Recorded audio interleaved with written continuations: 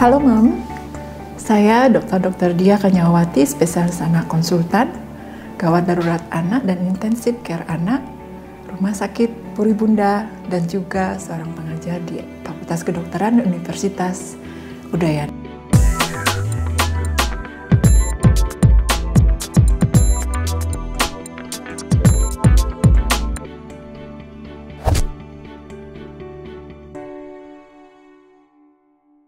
Demam itu adalah salah satu istilah yang sebenarnya terminologinya banyak sekali ya. Namun demam itu sendiri mungkin saya bisa bahasa awamkan adalah suhu tubuh yang meningkat lebih dari atau sama dengan 38 derajat Celcius.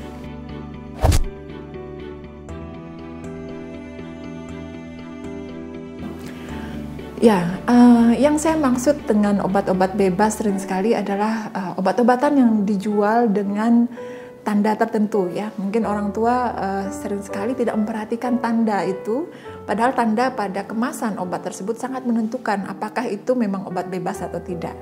Jadi mohon disikapi kalau kita membeli obat, perhatikan boxnya, lingkaran pada box itu menandai apakah itu obat bebas atau tidak. Nah, lingkaran itu adalah pada umumnya di dalam lingkaran itu adalah warna hijau. Nah, itulah obat bebas yang bisa kita berikan pada anak-anak kita tanpa harus melalui resep dokter. Nah, salah satunya adalah pemberian obat bebas, yaitu obat demam itu sendiri, dan beberapa obat influenza pada anak juga bisa diberikan secara bebas pada anak.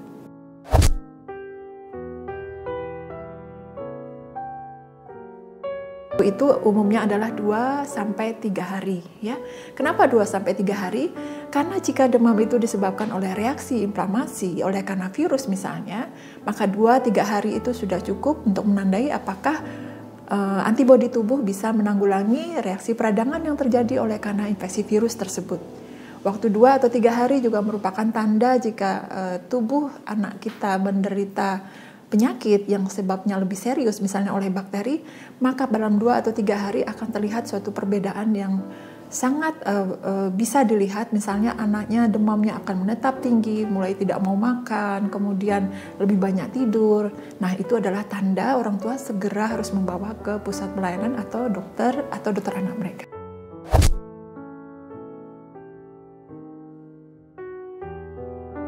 Benar sekali. Jadi kami sendiri saya kira juga beberapa teman dan banyak ya, apalagi sekarang ini kita mengenal telemedicine ya. Cuman mungkin telemedicine ini bukan konsultasi per telepon sebenarnya. Telemedicine ini di era pandemi COVID ini adalah melalui rumah sakit sehingga dasar hukumnya jelas ya. Nah, untuk konsultasi per telepon itu sangat bisa, terutama dalam 2-3 hari pertama tadi. Apa sih tanda-tanda anak itu mengalami istilahnya tidak memberikan respon dengan obat misalnya. Nah, itu yang bisa kita tanyakan. Suhu berapa kita harus memberikan penurun panas? Apa yang harus kita berikan pada saat anak itu demam sebagai terapi tambahan misalnya? Makanan jenis apa yang bisa diberikan? Atau melaporkan secara bersinambungan pada dokternya setelah anak itu demam, selama dirawat di rumah, apa yang terjadi pada anak tersebut? Apakah dia berangsur membaik atau malah berangsur memburuk? Nah,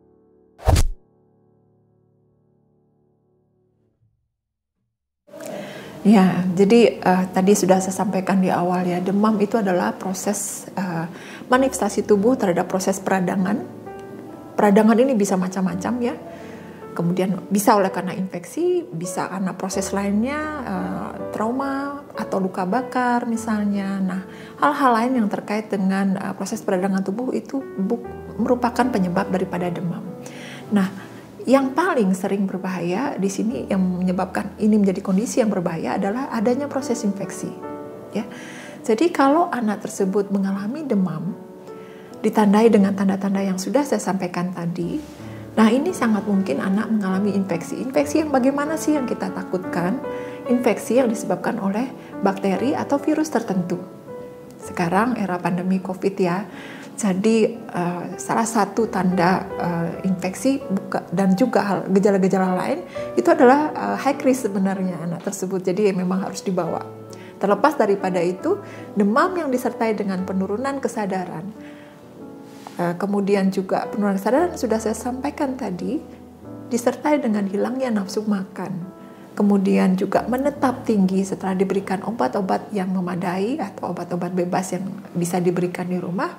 Nah, inilah salah satu tanda bahaya daripada demam tersebut yang mungkin disebabkan oleh kuman yang memang harus ditangani di rumah sakit.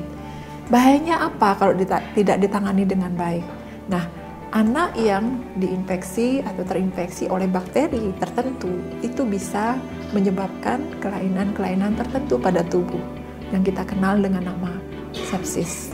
Nah, sepsis ini akan beredar atau adanya infeksi dalam pembuluh darah yang disebabkan oleh bakteri atau bakterinya ini yang akan menyebabkan terjadinya sepsis pada anak yang merupakan usia yang sangat rentan untuk menderita penyakit yang berat. Itu bisa menyebabkan hal yang lebih buruk lagi, yaitu infeksi atau radang otak misalnya. Dan jika ini terlambat ditangani atau dibawa ke rumah sakit, infeksi radang otak ini akan menyebabkan kerusakan yang permanen pada anak.